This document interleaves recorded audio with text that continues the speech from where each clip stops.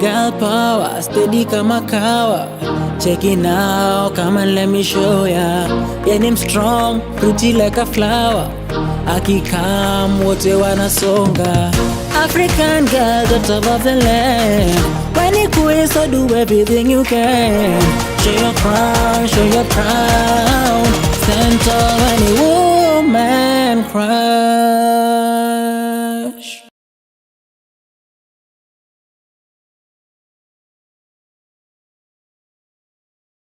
Hello guys, welcome to my YouTube channel. My name is Sarafina Salim. If you're new here, make sure you subscribe kwa channel yangu. Press that notification bell. Yeah, today is on Wednesday. It's a happy good morning. And niliwaambia tunaanza show mpya leo. Our show inaitwa Women Crush Wednesday with Sarafina Salim. Stay tuned and meet our guest. Hi girl. Hi. How are you? You look so beautiful. Thank you. Welcome to our show. Thank you. Salimia my fans. Saseni. Hi people, my name is Wanjiko Cleopatra and I'm happy to be here. Karibu sana. Asante Uko mtoto wa rangi ya kiatu unaenda kualia. This is the Garden of Eden. We have everything that people want. Yeah. Sawa sawa. Well, I know your story and most people don't know. Na nataka utuguzie story yako kidogo kidogo. Like tell us more about your story. I have so many stories. Where should I start? So, I've said my name is Cleopatra Wanjiko. I'm 27 years old. I'm a young person. Sijazeeka bado. Young and beautiful. Young and very promising. A young person. What do I do? I'm an entrepreneur, and most importantly, I'm doing something that is supposed to inspire out there. Yeah. Because I was born HIV positive for the last 27 years. I was born, so I'm confused. I've been living positive for the last 27 years, and all I can say is that the story is it's an autobiographical story of resilience, strength, and courage. And the reason why I'm telling this is because I want to inspire someone out there, and I want people to know there's nothing that you can't be. Yes. Again, I run a business. Yeah. I make outfits. It's called Paba Collection. We'll talk about that later. Okay. Yes. Well, when did you find out that you are HIV positive? When did I find out? 2007, I was 13 years. Yeah. And all along, mimi sikuwa na take dawa. So sikuwa najua. Literally. And you see, they couldn't, my parents, I lost my mom at 8 years. But then my dad, tulikuwa tunakana shusha yangu, I have a sister. Yeah. So they didn't know how to tell, to disclose, and that is an issue. Mpaka sai, disclosure is always an issue to everyone. So they didn't know. So when I got to class 8, that is 2007, I was going for my normal clinic tu ya kawaida, juu nilikuwa nasumbuliwa na kifua sana. So tukiwa tumeenda, that is when the nurse felt it was the right time to disclose. Okay. Sasa tulikuwa na shusha yangu, and then she's there telling me, Cleo, alikuwa anaita Cleo, we want to have a test. Then I asked, what test? Akaniambia, we want to have a HIV test. Niko like, oh, okay, what for? I mean, in school, our school system right now may change, si kama hiyo time. But then tulikuwa tunaambiwa which is the killer disease, sijui nini. So niko like, na mimi ni mtoi, hakuna place ati nime engage na sex anything. And then people didn't know about MTCT, your mother to child. So I didn't know. But I told them it's fine. I mean, ni sawa. Na nikatestiwa, and then they're there telling me uko positive. Of course they knew what si wanajua mimi ni mimi sijui. Like, so even the grandmother knew? Yeah, they knew. Everyone in the family knew, but of course unaona ni mtoi, hakuna venye hata isara sahi ati unaweza enda kumwambia mtu hivyo. It's not easy. Even an adult, it's not easy. So then I was told that, and niko like, okay. Juu nakumbuka, when you're young, all you think about is food, playing and sleeping. Sure. So I was very shocked. Nilianza tu kulia, and I could picture myself, very beautiful dead body there, and my friends and my family. But then they tried talking to me. Of course, that's the pre-counseling, the post-counseling here yote. So ananiambia, but sikuwa nasikiza. So the doctor she did that. Yeah. And she told me, we are going to enroll you to the clinic. na wakani enroll. Na nikaanza dawa. You see, I was in class 8 and I was supposed to join form 1. Oh yeah. The next year. Of course you can affect kiasi, but of course nilifanya tu example na they supported me. They've held my hand hivi completely mpaka saa hii. Na nikaenda high school. Now when I went to high school, there was another issue. Sasa si nilikuwa primary school ni day school, yes. So here I'm going to a boarding school, nimepita nimeitwa shule, I'm going to a good school, but now how will I be taking my medication? This is a day-to-day medication. I couldn't come into terms nitafanya nini. Huku ni shule, kids can be very inquisitive, watoto. Hata si watoto, everyone. Saa hii tukiwa tumekaa hapa ni kuona umemeza dante kuza ai nakuwa niko msick, dawa ni za. So I knew at this point, those 4 years hiyo itakuwa issue, kila mtu anashinda kikuuliza. So I didn't know. But then my dad came through for me. Hey, that man, kama your man, that mzee. Hey. So he came to school and he told the administration, so nikakuwa na easy access ya dawa, nilikuwa naeka kwa nurse. And I usually tell parents, it's good stand for your child. I mean, kuna watoto wako courageous. Mimi niko courageous naweza enda nimwambie, but unaona sasa it was just close after the disclosure, so singeza. So nilikuwa nini, and that made my high school life easy. Sikuwa na nini, but of course kulikuwa na hizi to default hivyo. But nikamaliza nikafanya form 4 and I went to campus. So it has been like that all through, yeah. Hii dawa ya ni ARV. You take it every day for the rest of your life. You keep your life. Yeah, you keep your time. You unaskip, hakuna kuskip time. Kama ni 10 ni 10. Ukiamua ni 10, you asked, unaulizwa how see which time do you think you're comfortable with. It's you to decide. And it's every day and it's not easy. Ama you think it's easy? I know it's not. It's not easy. You know, people assume dawa tu. Huwa naambia watu, I want to propose for you a small experiment. Uweke tu 7 days, ujeke 7 days and you can decide on what time you want. And you get something and utakuwa na meza exact time every day. Sio lazima umeze dawa. Hata huwezi kufa ukimeza mahindi, you can't die. And I'll tell you it's not easy. Keeping up the time and everything. But sasa imagine mimi, I think hata system yangu ishazoea. Na nini? Completely. Ishazoea yote mkijua anajua tu time ya. Unajua time. Nyingi ama is just one tablet? Then ilikuwa so many tablets, but sasa hii ni 2 tablets. Mimi na take 2 tablets. There's a version imekuja ya 1 tablet, but sitaki control that. Because you see there's something, mimi when I went to campus nilikuwa apply, nimaliza 2 form 4 hivi. Zikitoka results nika apply kapo. I didn't want to kuitwa niende public juu ya long holiday. So I applied for human resource. But then hesabu and me hivi. Lakini ya pesa ndio tu nimeweza kuhesabu siku hizi. I even say I want to choose my baby daddy because after class 3 I cannot help my kids. I cannot. So nikasema nilichange kwa line hivi. Niki-apply nishafika kila kitu. Nikamwambia no, I won't do this. I'll do something because I was very good in biology. Let me do something in the medical course because I wanted to do journalism. Madhe akaniambia hapana, utafanya hiyo. Nikamwambia ni sawa. So nika change, and the reason I did public health and I focused on community health and HIV management, and the reason I chose this course is because I felt it's gonna help me as a person and still help people out there. Na nika enroll na nikaanza. But all along see ati anyone knew about me. Hakuna watu walikuwa wanajua. Of course nilifanya course kama hiyo, and then nikaanza ku volunteer at level 5. That's where I started. Mimi nilianza nini pia educators in Thika level 5. Na hiyo kitu sasa imegrow. It's something that the hospital must have a peer educator hiyo kwa hiyo clinic. Because you see there are so many kids who are there positive and then there are still new infections around the wasi wa young hivyo because of that. So that is why I chose that course. So at least niko na that knowledge kiasi siko blank hivyo sana. With regards to because I know watu wengi sana wako positive. And hata wezi toka kusema.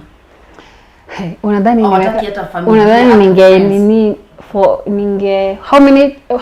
how long do you think I've been contemplating on that for the last 5 years? I knew one day I'm going to do that, but I wasn't comfortable. I've been having sessions. Nilikuwa nafanya na another NGO inaitwa CHS. Nikiwa kampo bado na nikiwa bado na nini level 5. And you see, if you're working with an NGO, there are photos that should be taken. Oh yeah. There are things that should be done. And then nilikuwa kwanza nafanya Thika, around Thika, and then they posted me in Murang'a County. Then I was choosing the chairperson. I was representing 5 counties. So huko watu watapiga picha sijui nini. I was never comfortable. Mimi nikamwambia mimi picha zangu zisipostiwe. And then you see the business. The business was rising, the media. My name is out there in the public. So sikuwa comfortable. But nilikuwa najua, I decided and I said this, I will build my brand. This is sasa hii paba nitaibuild. Siku yenye itaweza jisimamia, at least I'll have something to tell that child there. You won't go inspire people with nothing. Yeah. It's okay, ni sawa, sitaki kusema wenye hawana kitu ati nini, but I had to make sure that I can tell someone that I'm here, I've been through this and this, but I'm here, I've done this and this. You can do it. Give them a lead by example. So that is why it didn't take that long. And imagine, hata sikuwa nimepanga. I went public on 30th November. Juu on 1st ilikuwa audit day. Na nilikaa hivi nikasema from nowhere nikasema I'm gonna do this October, and I started writing my story. Na nili-write hiyo kitu sijui kama uliona 21 pages, 1 full month. I didn't sleep. Sikuwa ilala. Siku yenye nilimaliza hivi, I think 1 week, ama some 3 days, so that sasa ni publish hivyo. Hiyo time nilala. Na hiyo story kaisha, and nikasema, but I prayed. I did pray. Nikamwambia God, I want you to give me favor. I don't want this thing to turn around me. Because you see, I'm running a business, I'm a young person, staki kitu. But I've gotten to a point in my life penye nasemanga, you cannot use what I've accepted about me against me. Not today, not ever. Hawezi. Siwezi kubali. And then juu ya kusoma, juu ya nini, niko na information, people have been there for me. I think that is where the strength comes in. Because if people support you, mi usema, watu usema ati watu wakwangi na maana, but people support you. They might not support you directly. And it's never, people believe support is about money. We count so many blessings in form of money. If money is not involved, huwezi sema umebarikiwa. But mimi waambia, say, you see when I tell people, there are so many things that we might not post, we might not say. But those are things, there are people that I might not tell them every other day. But when I pray, ambia Mungu hawa, say, these are my people. They meet them. Meet them at their point of need. Because they've been with me. Kuna wase walikuwa wanajua sikuwa najua. Walikuwa wanajua juu ya status. They have never done anything at you. Unajua, the stigmatization. Hakuna hajaini stigma. Hajaini uliza. But they've been comfortable with me all along. Sasa vyenye nikiambia, some people were close, nikienda kumwambia nitaniambia mimi nilijua, lakini si it affects you, my friend, so why should I even ask you? The day you'll be comfortable with telling me, utaniambia. But when I did my post, nilisema hapo kwa mabeshte, because I did an appreciation post pia, nikasema most of my friends will feel that I could have told them earlier. We are close, I have a group, tuko close, niko na family hivi, but I didn't tell them. I remember there's a friend alikuja mpaka kwangu, alikuja akaniambia, hata si ungetuita aki tukunywe alafu tuambie. Tulie, it's not, there's no big deal. Yeah. Because now people are calling me for hiyo time nilipata WhatsApp 793 text messages moja hivi. Nilichukua 1 week kujibu, because that time hata Facebook hiyo ili attract attention mob sana. So people are replying, kuna zingine naona zinafanya ni feel I don't want to, because people are there, no, I didn't know, sijui nini, mimi kwanza sipendi hizo washe. Those pity parties, no, I don't want. So I didn't want to read them. Nimejibu hizo za post juzi, I think 1 week or 2 weeks ago, 4 months later. Because I didn't want that caffeine, because people want to pity you and I don't want that. And again, I don't want to instill fear to the people. Staki watu, hii kitu watusemi, ili uanze kuweka watu uoga na nini. But we are there to tell someone that it is possible. It's not a big deal. There is life. Yeah, sure. We move on. Yeah. Wow. Interesting. You've talked about mom. And ulikuwa umetuambia your mother died. So my mom passed away, but I have a stepmom. Oh, yeah. And mimi sijui kama ni coincident ama nini. She came in 2006. And she knew, but hata mimi sikuwa alikuja na alikuwa shaambiwa. Okay. No, they tested me, they disclosed 2007. and that woman has held, umesikia hivi amenishikilia hivi, she has been there. People say that stepmoms are not good, which wengine si wazuri, but mimi siwezi complain personally, siwezi complain. And she's one person who I thank God for, and I say every other, so lazima nimwambie kila siku, but she knows that I appreciate that, and she has never interfered with our lives. Mimi imagine hata kupika chapo sijaipika kwa maisha. Because you see this woman, unajua una expect juu na alikuja tuko wakubwa. Nilikuwa class yetu ni mtu mkubwa. My sister tumeachana 2 years, she's 25. Your sister is also positive? No, she's not. Oh, okay. Ni mimi tu niko, even my dad is not. Ni mimi tu peke yangu. Wow. So there is that a discordant and everything tutaongea juu hiyo. So sistangu yeye haja interfere na maisha yetu. Alikuja sisi tukasema kuna mtu hajasema wherever you want. And she has supported me. She has tuko na a brother, they have all supported me.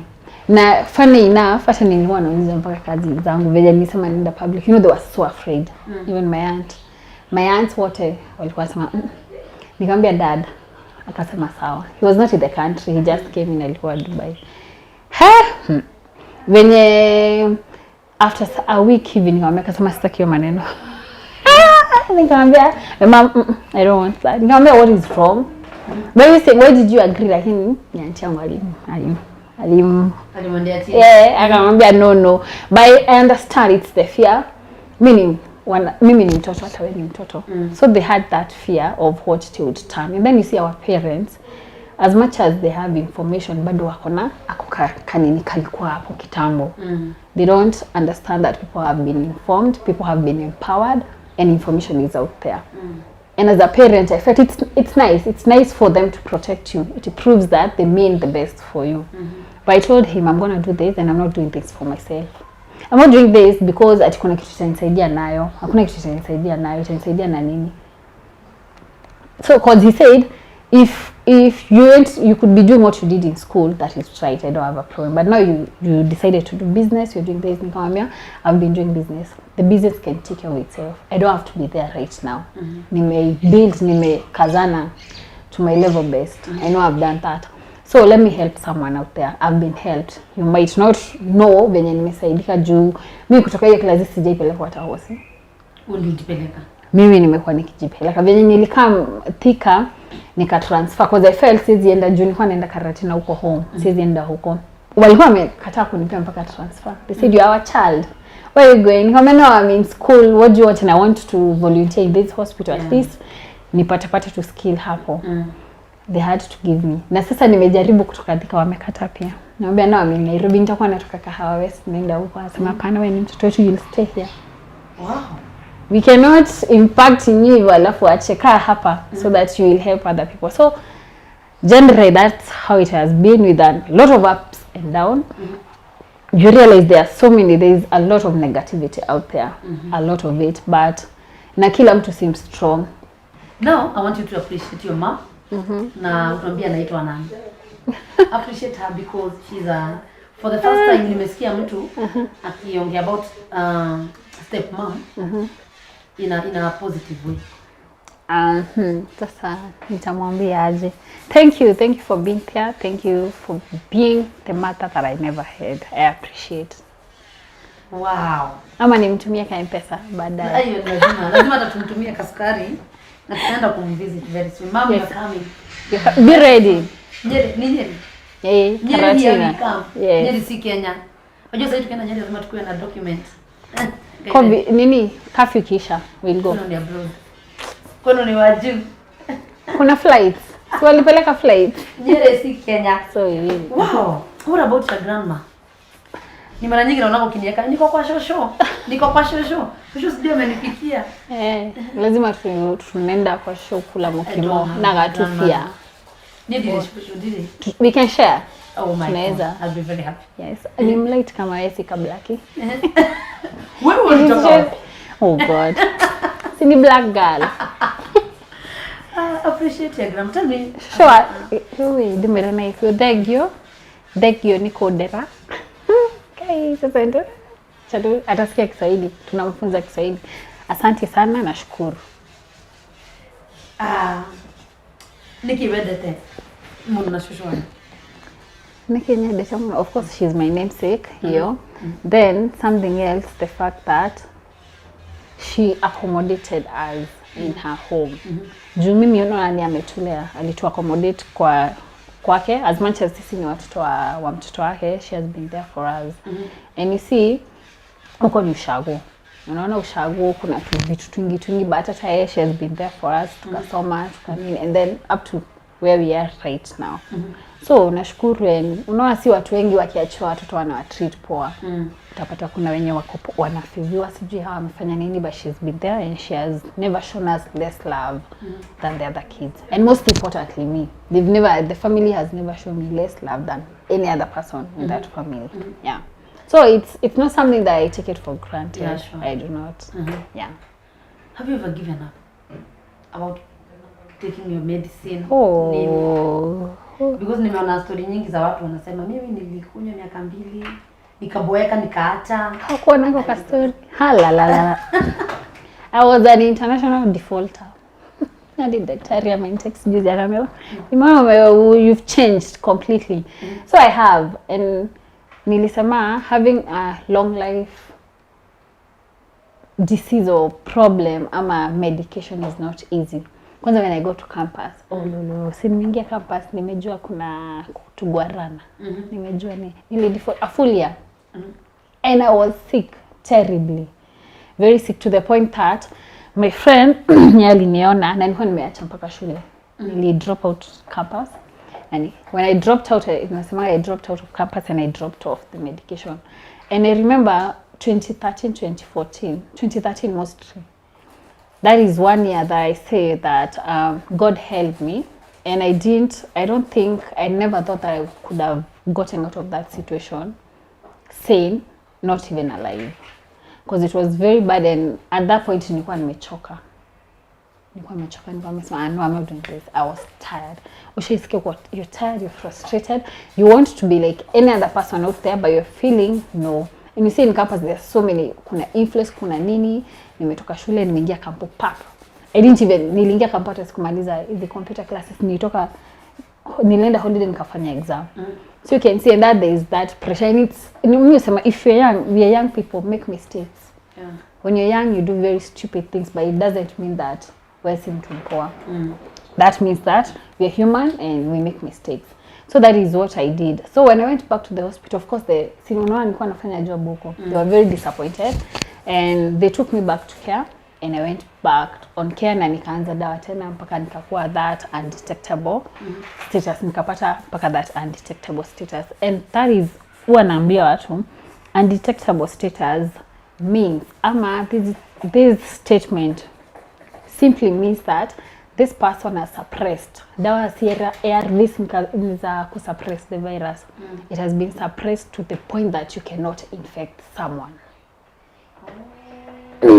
You cannot infect someone. I'm not saying people to go having unprotected sex there, but you cannot. Maybe personally I cannot infect someone. I don't know anyone that I've not unless mtu aniekele. So because you see, even when I was going public, there was that kanini mpaka daktari, but just make sure hii kitu isikuwe, because you see people are malicious and are bad out there. But I was very sure, I knew haiwezi kuwa. So if you're undetectable, you cannot infect someone. If I get tested right now, I might turn out negative, but it doesn't mean that siko positive. It turn out negative. The fact that I've suppressed kabisa, nimekunywa dawa vizuri, nimesuppress mpaka the virus it's not easily seeable ama kuonekana through normal testing. Haiwezi, not unless sasa ni test huko ni ya bone marrow hapo. So that is why unapatanga, because kuna watu wengi sana najua they are positive and their partners are but not. Their partners yes. are negative, and they even have kids. Yes, that's it. And that is why nilikuwa nakwambia about this. I know what there are no miracles here. If you just cheza you get there. So it's because of that, and that is why we have discordant couples. And that is the point where mmoja anaweza kwa sinisema juu ya my parents about that discordant couple. It happens and it has been there. Because if you suppress, anyone who is taking their medication religiously, you cannot infect. It's proven, it's science. You equals to you, undetectable equals to untransmittable. It is there out there. Ukipata mtoto. Hata nikipata, see, I'm undetectable.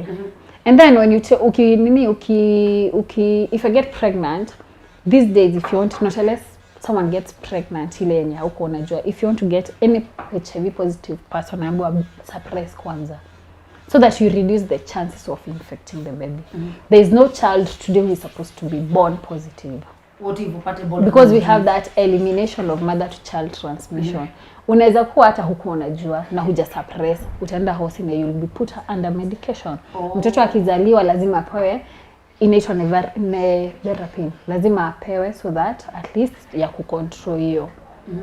Anapewa and then you test, there are tests that you do. But sahi we don't allow, I don't expect sahi ati nikifika ati nipate mtu hii ati I bring to the world that child is positive. That is not right. Okay, so there is that. And then we've advanced. Juu kama hii campaign ya the first lady, senior elimination, it's always about elimination of mother to child transmission. It has been a successful one, big time. Yes. Wow. Yeah. I didn't know about that. Most people don't know about that because everyone tells me kila mtu hebu ni explainie hii, naambia mtu akisuppress mtu kama mimi sasa, how many years have I taken medication? Nilianza 2007. Tuko 2021, not those years. 14 years. Wow. Full 14 years. Of course I've suppressed. So if you've suppressed, hauwezi, because that science and it has proven that if you're undetectable, you cannot transmit. It is untransmittable. Yes. Sasa kusuppress ina take how ina depend, because unajua watu ni different. People are very different. Your immunity is not my immunity. Kila mtu, and then you see when the lifestyle someone is living, the way you eat, the way you do what, ina depend. Ina depend, but as much as umeanza take down and take power, you should suppress, not unless kuna underlying factors, but unafaa kusuppress. And why is it that unapata watu wengine wako HIV positive wako weak, sijui nini? Si ndio nakwambia, people are different. Mimi kwanza I've just been a fatty kid all along. So kuna watu wengine, and then you see kuna, what do I say, kuna hiyo kuto kujikubali. That is what is eating up so many people. I get so many inboxes every other day. So kama sasa nimekwambia, I don't know why text za nimejibu leo, because you see so many people are talking to you and so many people are telling you, and you see that is something that is out there. But of course jue wameona have courage na umenini, they'll come and tell you. So most people hawajajikubali, and the moment you don't accept, you won't even take medication. Now of course ukijieka hizo ma stress manini, see your immunity will definitely go down. And that is where utafind watu wengine wako weak, but then you'll get others, because unasema healing comes with acceptance first. If ukikubali ni hivyo, ita cooperate. Kwani nini? See, they are made to suppress. Why would they work? They will definitely work. But now most people hawaja accept, and that is the issue. And that is why we have new infection. Juu sama kama kuna dawa na watu wana suppress, kwa nini there are still new infections out there?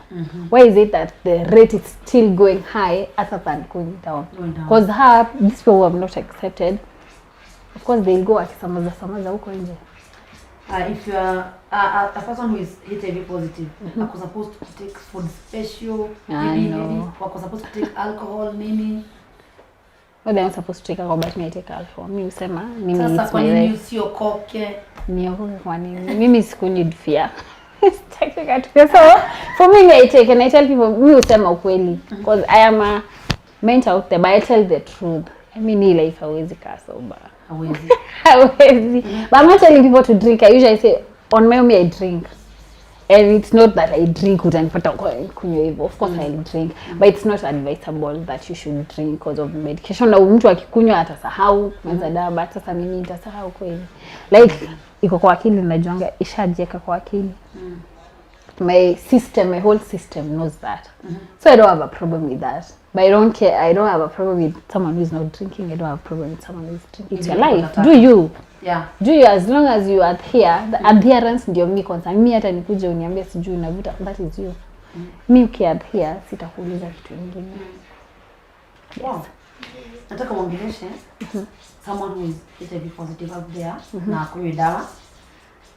Na tell them about, I think coming out, it's ni kuheal, inasaidia kuheal. Healing is uncovering.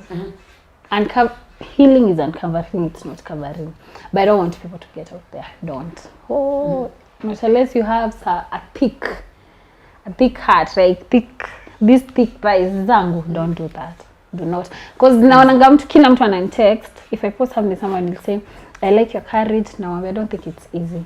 It's never that easy. And people will kutapata mpaka wenye watakubash na uko. But it's not easy. But if you feel you want to go ahead. I don't want you to go, even hata to go public about disclosing, telling anyone, even your partner. Hiyo time ati mtu umepatana leo, umemwambia, you will tell someone and you'll kill yourself tomorrow. People are very unkind out here. Na sijui kwani kwanza siku hizi watu wako na bitterness. Naona mpaka if you guys post celebs wakipost kwa watu vitu wanakwambia mtu asema yenyewe, people are very bitter. I don't know. So anyone can tell you something. If you don't have a strong heart na ujaji accept kabisa. Juu naonanga watu wamego public, and if you see their post, I deal with people every other day. I've gone to school, I've studied humanity. I can tell. Unaweza tell yenyewe mse hata kama alikama utalirush. Hangeenda hivyo. Juu ukiona mpaka kitu yenyewe anasema unaona hako very very comfortable. They are still having some pain and bitterness in them. So don't do that. Don't feel the pressure. You have a full life. You'll do that at your own time when you're comfortable, and it will be effective. It will impact. Don't do something alafu disappoint watu. Juu uta go public, uambiwe kitu, mtu aseme kitu, then you kill yourself. I was telling you on last week, nilikuwa kwa gazeti. And then K24 posted that link. I don't know whether you saw those comments. Nilipata hiyo post at 179 likes. Ndio nilitumiwa hata sikuwa nimeona. Because mimi nilipata ya pepata that wanini wa pepa walinitumia usiku nilikuwa shalala. Nilikuwa nimechoka nilala mapema. So someone sent me the link. Nikaenda kuona kwa Milele FM na nini, see it's the same, it's Media Max. Hey, nilipata ikiwa hapo. Sasa I'm seeing some funny comments. Nilijibu kila mtu. Hiyo post I guess iko 3K. Juu ili trend hivyo. Kila mtu mwenye aliongea nilijibu kila mtu. And then I did another post the following day. Nikasema people were all over. Usijibu, sishinde ukijibu mtu. Nikamwambia I'm doing that because of that person who cannot defend themselves there. Who will come and read these things na kesho ataacha kukunywa dawa. Ende ajue. That is why I am being a voice. That is why I did that. I'm not supposed to do that. I won't give you my airtime. Mr. Shindania na hiyo. But I did that to show people that this is what will happen to that young person, to that young adolescent who is in Muranga, amke aende public, and then people will start bashing that kid. Mimi hakuna kitu naweza nifanyia, sikuli kwako mimi si. Kuna hata mzee alikomenta nikamuuliza wewe, mimi si wenu, mimi haunijui. Why you even talking like that? Why you even having a very stupid comment na wewe ni mzee? I respect you because you are an old man. And I'll use that energy. I won't educate you. Let me educate your kids. I'm someone out there. Another young person out there. I was not supposed to answer those things. And everyone was like, sijibu pata chana nazo ikomenta jibu. Acha ni jibu, because if someone does this to another person, mtu atajichukia. Hao ndio watu wanakuwa bitter huko wanaenda wakiinfect watu nje. These are the same people who will come and kill themselves. These are the same people who will go and kill other people because of that. So let's stop stigma. Let's put a stop to that. And that is why I did that. And nikasema, if you felt offended, I'm sorry. I'm sorry if you felt that sikuwa nafaa. Most of my friends uniambia usishinde ukiaddress our haters. Leave them. Nikamwambia no, I won't give you that. No, we don't do that here. Bro, no. Hatutafanya hiyo hapa. So that's it. So don't expect that kuna all positivity itakuja all the way. Mimi kutoka niende public sijaipata negativity, but your time nilipata kwa hiyo nini. But it hasn't made me any less of a person. Siwezi hata kumbuka kitu mtu alisema hapo. Hiyo nishai brush off. Sina nini. You know, mimi ndio nilijua story yako. Nilikuwa tu Facebook zangu. And I saw you. And I was like, oh my God. This girl is positive. Nika, angalia picha zako zote. 1 million. And I was like, I want to meet this girl. And I called you. Yeah, you remember? You did. Yes. Twende Papa correction. No, Papa is my baby. Na by the way, yeah, you ameni dress leo. Cheki look mse. Aba, tuambie. So, I told you 2013 was my worst year, you asked me about giving up. That is when I had given up. And then 2014, sikuwa shule, nilikuwa nimekwambia bado nilikuwa nimedrop. So, nikajoin, I stay at Car West, and I was staying at my aunt's place. Nikajoin church ya huko, Kadho, na nikajoin youth. And there is where I met a girl, alikuwa ananiuzia kabaka clutch bag. You know, clutch bag hizo. Like the one I made with your katop, your clutch bag kama hiyo. Nikamwambia Miriam, mimi siko shule, niko off session. Could you please show me how to do this? And she said, it's fine. Akanifunza kushona. Tulikuwa tunashona, I knew it's kanono, tulikuwa tunashona na mkono hivi. Acha nikwambie, I don't know. In one anasema I can't explain how it happened, but from nowhere I developed that passion. Nikajifunza mpaka kushona nguo, kushona mpaka viatu, hizo za Ankara, like that. So it has been a very beautiful journey. And then 2016 ndio nilipata shop West, nikafungua ka shop. And people there, and you know, all along usidhani, I usually see probably watu wanasema, oh, probably hiyo kitu ndio imemsaidia sijui nini. Nobody knew about my status. Hakuna mtu alikuwa anajua. Hata watu tumesoma nao mpaka my best friends walijua hiyo siku yenyewe niligo public. So I did that. Nikafungua shop na nikaanza. And all along imekuwa, it has been a very beautiful journey where we learn art is good and art pays. But art needs you to be there. You need to have some courage. You need to push yourself out there. You need to let people know what you do. Otherwise, hakuna kitu to happen. I'm very active on my social media. It's a job. Because I felt that right now we are headed to a point where people sio lazima wakuje to your shop ama nini. Na nikapush pole pole peke yangu. Hakuna mtu ati unaweza sema ati mtu anaweza sema yenyewe hiki kitu ni mimi nilinunua hiyo shop. Hii ni nini nilifanya hivi? No one. I've literally pushed myself. Nimekuzia katop, nimekuzia 1500, nimeweka 500, nimenunua material, nimerestock hivyo mpaka nikapata 2 shops. I had a shop at Car West and I opened a new shop in town where you came in town. So nimefunga hiyo ya West hii time ya corona. It's no like when nikabaki na hiyo. Nikamwambia the girl, someone was running because this was a new business. I had a tailor there but I was still there. Nikasema acha nisifunge.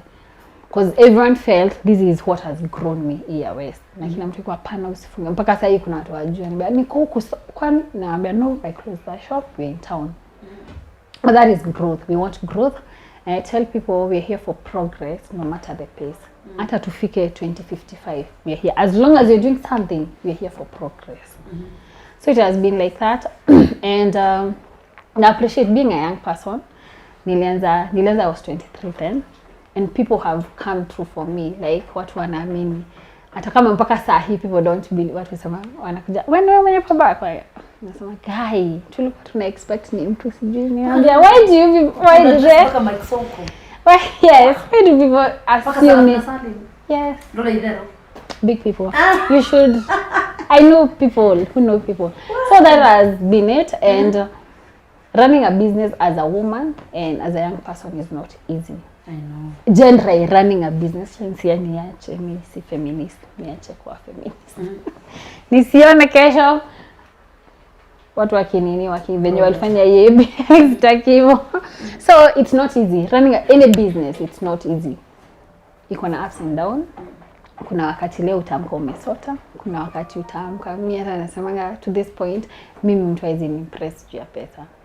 Unaamka uko na pesa unaenda home unaambia ni bako ni pesa ya fair. You had money in the morning but you've done umenunua material, umefanya nini, umedistribute kazi, umefanya, you don't have. So it's not easy but try. Well, I can say and we are destined for greatness. The future is bright. You are doing a great job. Thank you. Asante. You know what? I love your job. Thank you. Are you dating? No, I'm not. Why? Where am I? Because I feel lakini nakuona usifanye hivyo. So wako wengi if I give this one utaona there, but I feel that people nitasema hiyo statement when you want people over what ni nini sitakuwa estimate over regard, like wameweka priority a relationship ama marriage kama a very big priority.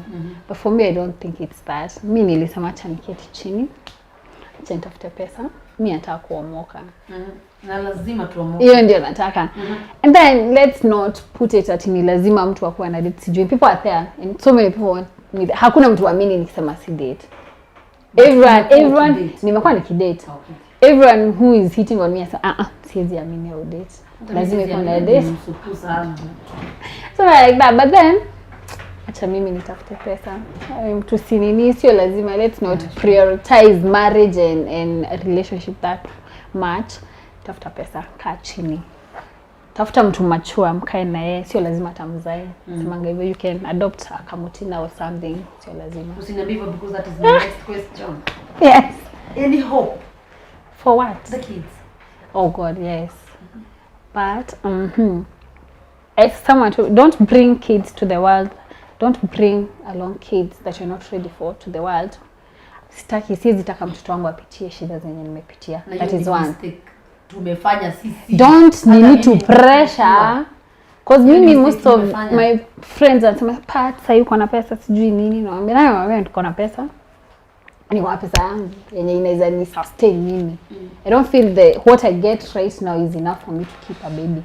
To have a baby, not to keep. But if I get pregnant, siwezi toa bora. Nitapata tu mtoto. You know, I like that because mimi nikidate ndio nipate mtoto wangu wa kwanza, nilikuwa najua huyu jamaa anaenda lazima unipatie mtoto.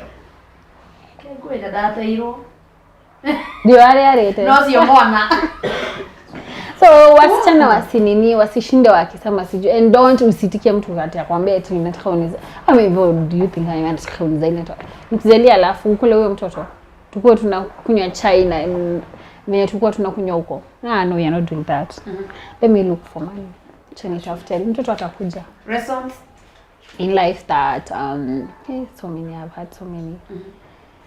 In life, one thing is that it's been God. It is God. It will always be God. I tell young ladies, issue yetu ni ya madem, nasemanga, girls do not forget to pray. A woman, a girl, a lady who prays is powerful. Do not forget God. Usiaisahau God. I'm religious. I don't go to church. I stopped. Because I believe people have connected religion with God. It's not about that. God is love. God is light. Be the light to the world. Give that love to the world. That is, do not forget God. Then something else that I've learned, that the importance of having a network. It is very important. People must not, when you sijui nini wenu nini sio lazima kusupport.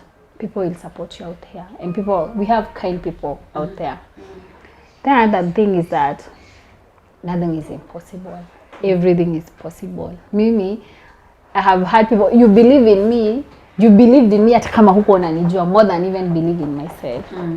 So I feel that everything is possible, regardless of who you are, what you've been through, everything is possible. Another thing is that personally I do not have a soft spot for a sad story. Sina. I do not. Unaona nimekwambia venye nifanya hiyo post watu, oh sorry sijui hizo vitu nimejibu 4 months later because I don't want that. Mr. Can you pity party? I don't want. If I wanted that I could have done that. I mean I could have, mpaka sasa hivi ningekuwa na nikipigia babangu naambia nataka hii na wanafaa simi ni msick. Mnataka siwezi fanya job. Siwezi jisimamia. But I didn't do that. I chose to hustle my way. I chose to build myself. So if you all have a sad story, hakuna mtu ana sad story. So don't come to me that sad story and expecting me. I've had a sad story too. But I did not fold. Up. I woke up, I stood up, I dressed up and I showed up. Do the same. Maybe I'll help you. Mpaka sasa natapata inbox sijui nini, sina job sijui nini. Sasa niko like aka shop kangu kenye uliona nimebaki na kamoja, how many people will like it there? I want to start a business, nisaidie. Where will I get that money? Mimi nilianza hiyo biashara yangu na 3,000. What? Yes. 3K hivi. Up to where it is. So let people watu waache kunini kufanya to want that capital party and everything that don't just to God honor, not a bless. He sees our efforts, he sees our courage, our resilience, our determination. He will reward you. It might not be today, not even tomorrow, but one day. Hata mimi unaona nikiweka kwanza post zangu za safari, watu inbox nataka job. And I'm like, mtu hata ajui ndio ufike hapo. Umefanya kazi ngapi huku chini? Unaona? Umetama kazi, umestruggle aje. Umepush, umejaribu kupush your brand. Do you know what it is pushing? Hey. Do you know people don't know that? Mimi hata nimeuza maziwa. Nafungua kazi, acha kucheka. Mimi ndio nifike hapo, nimeuza maziwa and I'm like, mtu ajui kwenye mapitia na watu hawataki kwenda chini, hawataki kuanza chini. Wanataka hii ni kampuni, wacha niandikwe huko. That is the society we are right now, and that is the young people that we have.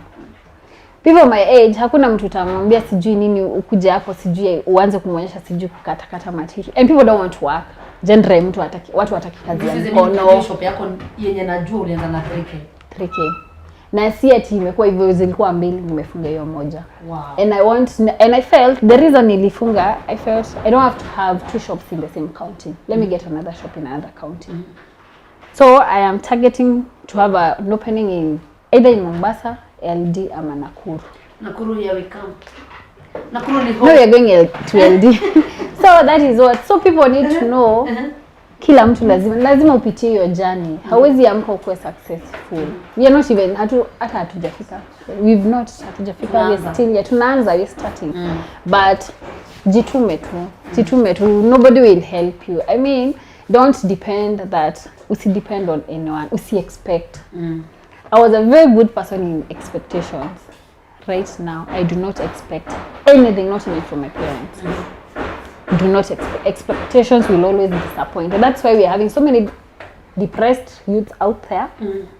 To sisaidiwi, sifanyiwi, mpaka lini, mpaka wanaume. Even men have decided not to work. Wow. Sasa niko na 10 hot questions. What? Yes. This is WCW with Safina Salim. Ungeni alert. Kuna hiyo. Okay, sawa. Let's go. Question number 1. All right. Your favorite underwear. Should I say the color ama the nini? Underwear kuna mob. Okay. Kuna G-string, kuna thong. I don't have a favorite. Sipendi. Next. Upenda? So sipendi. Your favorite sport to be kissed? Lips. I'm a very good kisser. Niko kwa CV naweza tumia hiyo kama reference. I have people who can defend me in court if I'm sued today. Oh my God. Yes. Number 3. Food before fun or fun before food? Food before fun. What's your favorite food? Matoke. Funny. But I have an issue with food. But najaribu tu mimi, I have a very big issue with food, kukula. So when you came to the shop, nikasema, venye uliniambia hebu niko hapa, nieleze sasa vizuri. Like niliambia msichana wangu, guess who is coming. So venye nilikuwa na nikasema, yeah, it's happening and you're a good person. You have a good heart. Continue doing you. And you're doing a good job. Thank you. You're welcome. How do you handle strangers online? How do I? Especially majama. Okay. So you see them on my tennis, you see them there. Na kuna wenye hata waogopi wanakuanga wanaambia unijua Mr. Mashira kwa hapa anaonanga hizi comments zenu. Nataka niende home aniambie chagua sasa. I need to me account yangu I had to unfriend my father. Maybe he's there. And you see now he had to be there because you see he was not in the country. Right now he is. So me even my aunts wako hapo. This time nyingine nimepost. Anko yangu akauliza kazi. Umeona? Sijui nilisema quarantine day sijui 85 last year. And I was in my night dress. Anko yangu aliuliza kazi. Umeona quarantine day 98? So mimi what I do is that I can tell. Right now I can tell someone who is genuine. Of course online I have clients. Kuna wenye watakupitia through business na bado ni venye wanataka wakukatia hivyo. But I think I am mature enough to know this is right. I am mature enough to know I can respond to this. Hii sitajibu nini sita nini. But of course you have to balance. They're your fans, they're your clients, they're your supporters. You have to be there. You uta respond to vizuri. When you unaona ni matusi ama nini, you just ignore. Hivyo. Just that. Have you ever kissed in public? Oh God, yeah, when I'm drunk. I always do. Next time tuenda out na yeah, I'll be at my best behavior, guy. Let it all be on a Monday, say they're not my good days. Please do. I am fun. But the bad thing, I'll talk and talk and talk. But good things, of course. When you're drunk? Yeah, at times I might choose to be quiet. If I'm not comfortable with people. Normally, I'm a social being. Like you are a social being where you can interact with anyone. But the bad thing, if I happen not to like someone, mimi atastongea nitanyamaza tu. But how can you keep quiet when you're drunk? Mimi siwezi.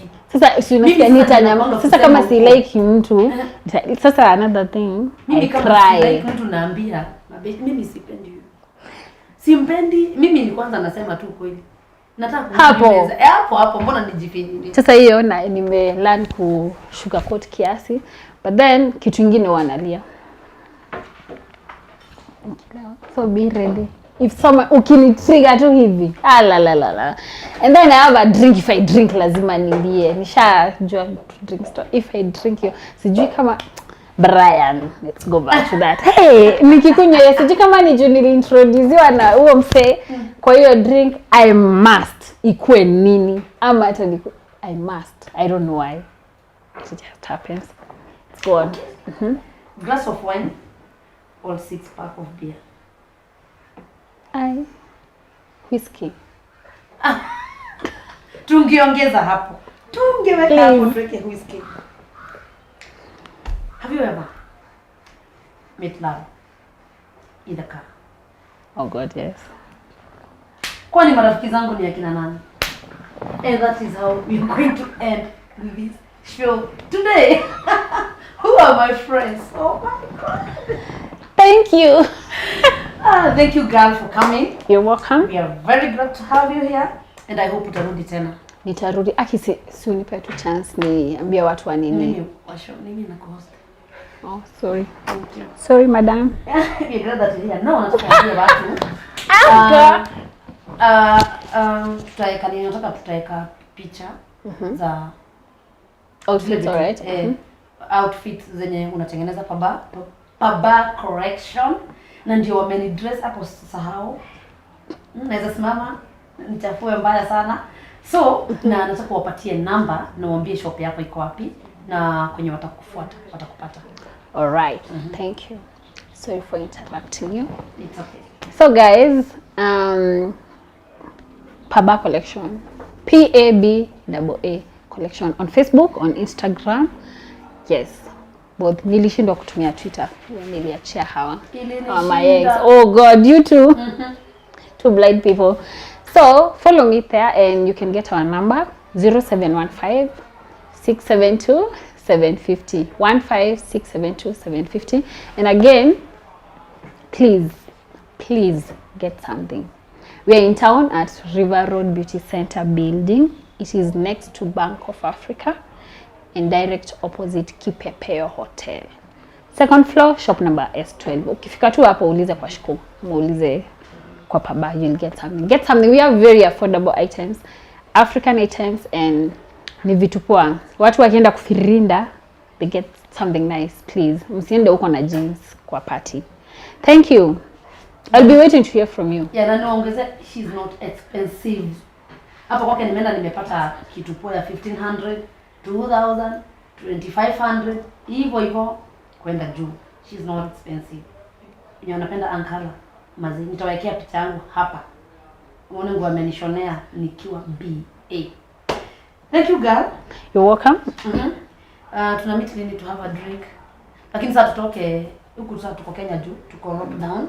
Twende Nyeri juu. Hiyo ni country nyingine. Sasa mtale cafe kitoka. Jaden said mkae huku muinfectiane huku. Wenye watabaki tutafunguliwa. We'll do that very soon and thank you for having me. I appreciate. It's not often that you get someone who sees you out there and they don't know and they want to involve you, they want to support you, they want to hold your hand.